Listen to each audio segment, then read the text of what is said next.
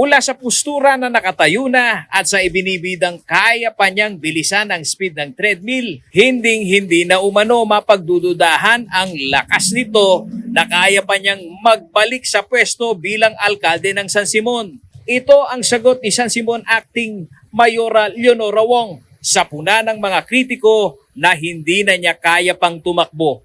Hirit niya kung ipinagmamalaki rin daw ng kanyang mainit na kalaban sa politika na sila'y miyembro ng National Political Party na PDP Laban. Sagot ni Wong, iba ang laban sa national at local. Pares lang makasaw.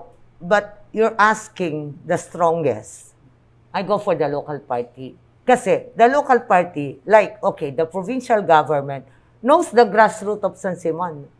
But the national, they will only rely King Mayor. Kambilan pa rin ang local political party ni Wong at PDP Laban naman ang kanyang matinding katunggali na si suspended Mayor JP Punsalan. Aminado si Wong na sa eleksyon sa lokal, mahalaga ang partisipasyon ng mga barangay kapitan at dito aminado siyang lamang ang suspended mayor. Ngunit patutsada niya, hindi umano nakasisiguro si Punsalan na sa kanya ang mga kapitan hanggang halalan. Bilangan na ng kapitan. Sa kapitan ba natin dito sa San Simon, outnumber ba tayo? Yes. As of today.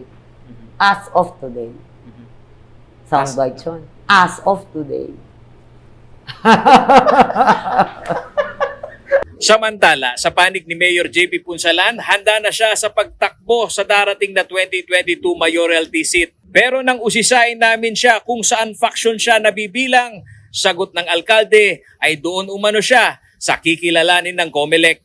Sa amin naman, kung sino yung maging accredited ng COMELEC, doon tayo susunod. Since we are all members of the PDP Laban, wala pa. We are waiting for the CONA. Naniniwala si Punsalan na matatag na partido politikal ang kanyang kinaaaniban. Kaya hindi na raw maaawat ang kanyang paghahain ng Certificate of Candidacy para sa re-election sa darating na October 8. October 8 po, umaga. October 8, okay. So, asahan na namin yon. You're winning for re-election. Between 9 to 10 a.m. sa COMELEC, San Simon. Samantala, sa pananaw ng isang political analyst at senior research fellow ng Ateneo School of Government na si Attorney Michael Yusinko, ang prinsipyo ng political party kung ikukumpara ngayon sa nakalipas na panahon ay ibang-iba na raw.